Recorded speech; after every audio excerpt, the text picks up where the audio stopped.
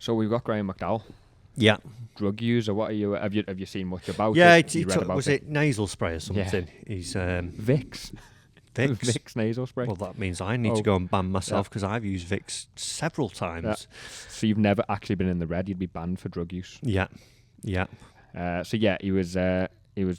needed decongestion tablets. He bought over the counter. Yeah. It was Vicks, and when he got tested, I don't quite know obviously how the testing works, whether the testing random before each event on LIV or whether they just everybody... pitch it like if it was WADA, they just sort of pitch up, don't they? And, right, you and in the pot, please. He's been banned for the Greenbrier event, which starts today.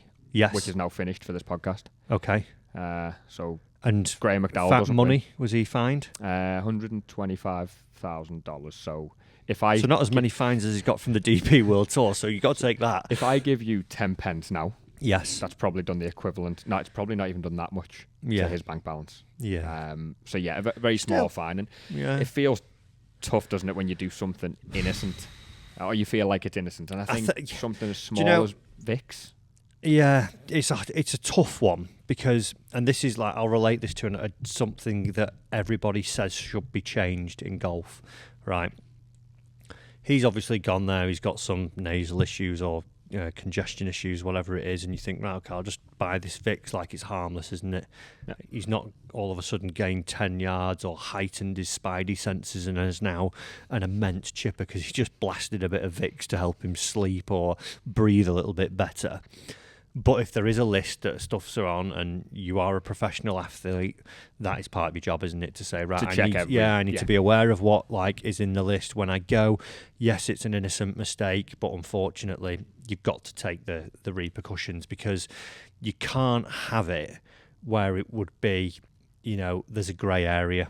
Well, it's the ingredient, isn't it? So if the ingredient in Vicks does absolutely nothing to your performance, but if you times that ingredient by 20, it's going to make you hit the ball 20 further. Yeah, whatever it may be. You can't draw a line in that. So I do get it. So people go, that's really tough and that's really hard and that's, not fair that he's done that. It was only Vicks, but there's that grey area. People will find a way, there are people out there that will, you saw it with Lance Armstrong, didn't you? Will find a way to get round things, and there you go. And if you have that little bit of grey area, it doesn't have a little bit of wiggle room, which brings me to likening it to a rule that everyone thinks should be changed: moving the ball out of a divot.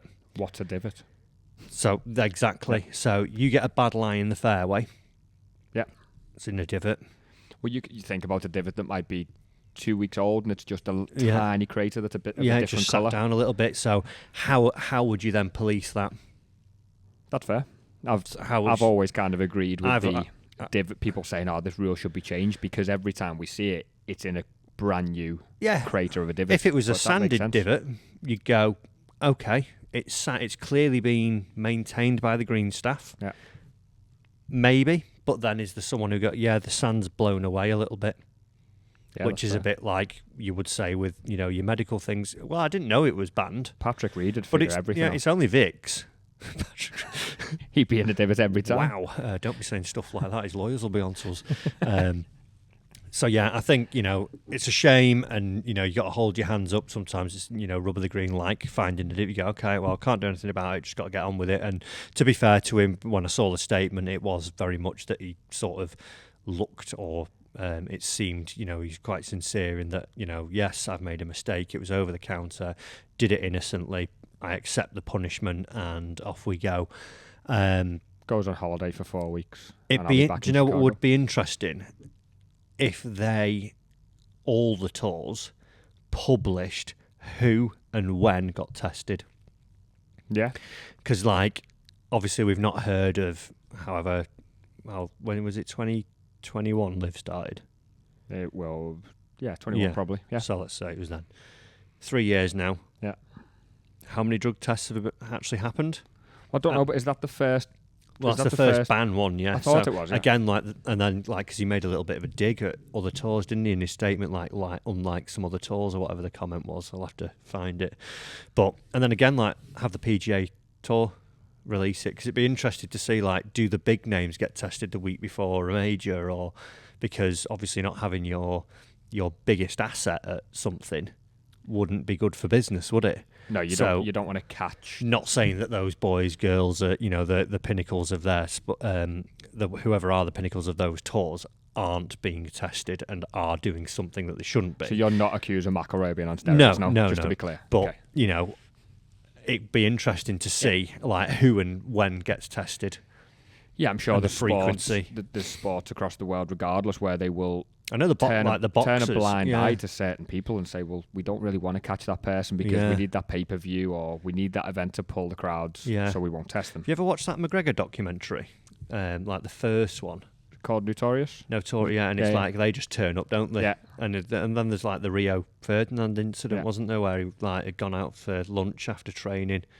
The doctor's turned up, he's not there, come back, and he's like, oh, and then he's not got back in time and he's banned and stuff like that. So, yeah, it would be quite interesting to like maybe be a fly on the wall for that for a day, just to see how it's chosen, who's chosen, what happens, and how it's all done. Graeme McDowell is $125,000 poorer, so less than £100,000. He's not. All right. He's not playing golf this week, so he's not playing for 6 weeks. Middle of September, I think Chicago is. And John Catlin is the reserve, who's won 3 times on the DP World Tour. And nice. I think from what I read, he's basically been paid $4 million to be a reserve for the year. Oh, I'll do that. So would I. I would. Don't need to peg it up once. Yeah, I'll do that. I'll be a reserve. Shout out. I've got in the red once in the last 2 episodes, so I could definitely play. You'll be fine then. But yeah, interesting. Well,